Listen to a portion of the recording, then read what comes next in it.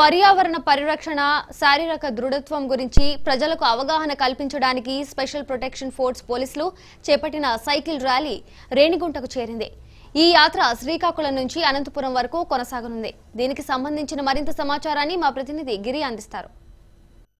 పర్యావరణాన్ని కాపాడుతామని చెప్పి సైకిల్ యాత్ర చేస్తున్నటువంటి ఎస్పీఎఫ్ సిబ్బందికి అండగా నిలిచినటువంటి పరిస్థితి ఇక్కడ చూస్తున్నాం. ఆకే రవికృష్ణ గారు కూడా సైకిల్ ఎక్కినటువంటి పరిస్థితి, ఆయనతో మాట్లాడే ప్రయత్నం చేద్దాం. సార్, ఈరోజు పోలీస్ సిబ్బంది చేస్తున్నటువంటి అపూర్వమైనటువంటి కార్యక్రమానికి మీరు ఎలాంటి మద్దతు ఇస్తారు? సామాన్య ప్రజలకు ఎలాంటి పిలుపునిస్తున్నారండి? ఇది చాలా గొప్ప కార్యక్రమం. ఎస్పీఎఫ్ డీజీ మాదిరెడ్డి ప్రతాప్ గారు దీన్ని రూపొందించారు.